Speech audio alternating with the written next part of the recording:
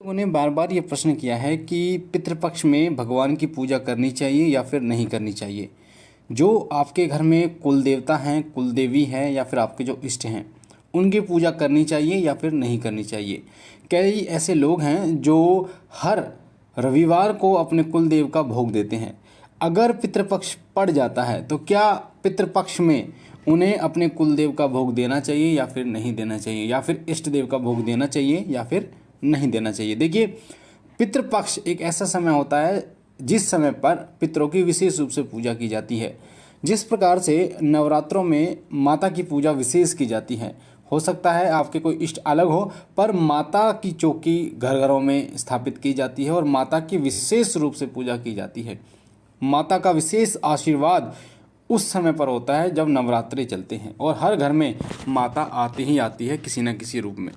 अब नवरात्रों में माता की सेवा, माता की पूजा होती है, तो इसका मतलब ये नहीं है कि जो आपके इष्ट हैं आप उनकी पूजा ना करें, आप उनकी भी पूजा करें और माता की भी पूजा करें, दोनों की कृपा आपको प्राप्त होगी।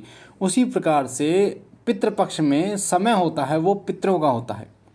पितृ जिस भी लोक में होते हैं, पितृलोक में हैं, तो वो अपने घर जरूर आते हैं और जिस घर में श्राद्ध निकाला जाता है, पितरों की सेवा की जाती है पितृपक्ष में, उन्हें पितृ प्रसन्न होकर आशीष देकर जाते हैं। और जिस घर में अमावस्या नहीं निकाली जाती, जिस घर में पितृपक्ष नहीं निकाले जाते, श्राद्ध नहीं निकाले जाते, उस घर को वो शापित करके जाते हैं, जिसके कारण उन्हें बहुत सारी परेशानियों का, पितृदोष से जुड़ी परेशानियों का सामना करना पड़ता है। तो पितृपक्ष जो होता है वो विशेष रूप से पितरों को समर्पित होता है। यानी पितृपक्ष में विशेष रूप से जो पूजा होती है वो पितरों की होती है।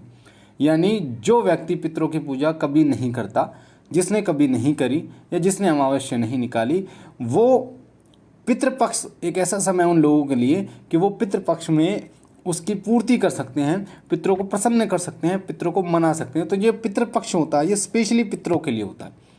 पितरों को, रूठे हुए पितरों को मनाने के लिए, या जो पितृदोष है उस पितृदोष से मुक्त होने के लिए, अगर प्रेत योनि में है आपके पितृ तो प्रेत योनि से मुक्त कराने के लिए, इस प्रकार से पितृपक्ष में पूजा की जाती है, जिससे आपके पितृ जो हैं वो मुक्त हो जाते हैं, बंधन मुक्त हो जाते हैं, वो प्रेत योनि से मुक्त हो जाते हैं और आपको दर्शन भी देते हैं।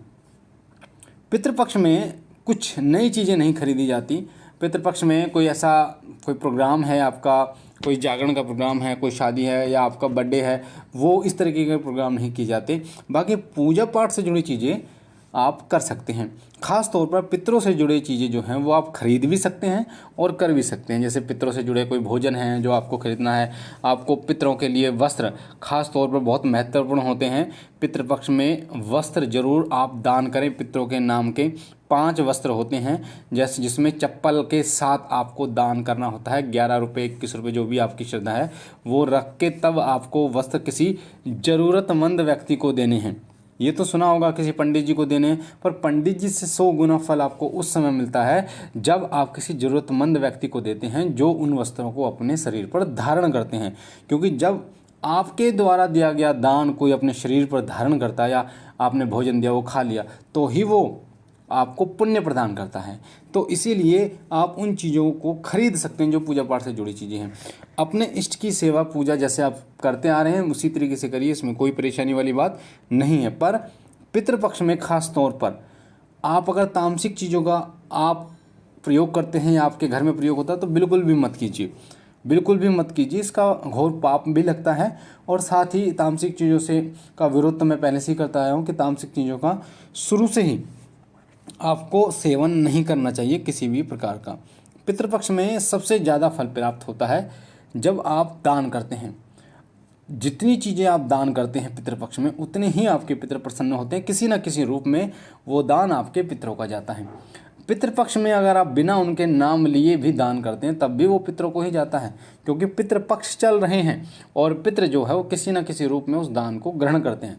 जैसे आपने गाय को रोटी खिला दी या फिर बंदर को केले खिला दिया आपने, ठीक है, इस तरीके से जो दान आप कर रहे हैं, कुत्तों को रोटी खिला दी, बिस्किट खिला दिए, कुछ भी, तो ये जो दान होता है ये सीधा पितरों तक जाता है पितृपक्ष में। और पितृ सदैव आपके साथ रहते हैं, वो देखते हैं इस चीज़ को कि आप जो दान कर रहे हैं वो किस मंशा से आप दान कर रहे हैं।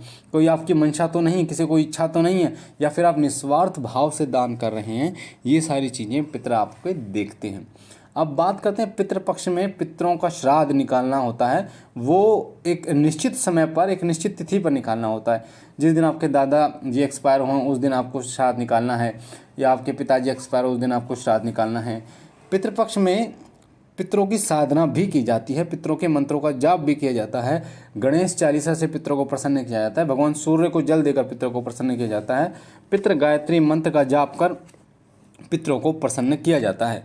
जो प्रसाद, जो भोग आप पितरों को अर्पण करते हैं वो 11 पे भी कई लोग करते हैं। आप एक थाली सजाकर और उसमें से भोजन निकाल कर कौवों को या चिड़ियों को रख दीजिए। इस तरीके से भी पितरों तक वो भोजन जो है वो पहुंचता है। कई लोग जल में भी विसर्जित कर देते हैं, इस तरीके से भी वो पहुंचता है। तो पितरों को भोग जो है वो जल, थल, अग्नि तीनों में दिया जा सकता है और पितृ प्रसन्न भी होते हैं। पर इसमें सबसे ज़्यादा जो फल आपको प्राप्त होता है, सबसे ज़्यादा जो पितरों की कृपा प्राप्त होती है वो 2 तरीके से होती है। एक तो होती है दान पुण्य करने से, कि आप जितना दान पुण्य करते हैं, जितना आप दान पुण्य करते हैं उसका फल आपको मिलता है। और एक होता है दान का मतलब भोजन दान आप कर रहे हैं, और एक होता है वस्त्र दान से। पितृपक्ष में वस्त्र दान जरूर आपको करने चाहिए।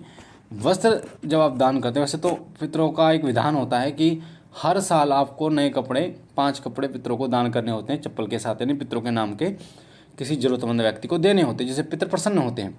और इतने प्रसन्न होते हैं कि आपको पता भी नहीं चलता कि आपके घर में बीमारी भी होती है, कभी आपके घर में कि आपका काम धंधा छूटने पर आपको परेशानी भी होती है। कोई परेशानी वाली बात नहीं होती आपको, आपका जीवन बहुत सरल तरीके से निकलता चला जाता है। तो भोजन और वस्त्र दान करने से पितर बहुत जल्दी प्रसन्न होते हैं और आप पर अपनी असीम कृपा करते हैं। तो इस चीज़ का विशेष रूप से आपको ध्यान रखना है कि पितृपक्ष में दान जरूर कीजिए और तामसिक चीज़ों का परहेज कीजिए जितना हो पाए।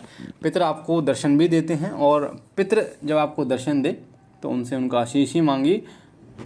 वो आपके ऊपर अपना आशीष बनाए रखें और आपके घर को सुरक्षा प्रदान करें, हर प्रकार से आपके साथ रहें, आपकी रक्षा करें, आपके परिवार की रक्षा करें। इसी मनोकामना को उनके चरणों में रखिए।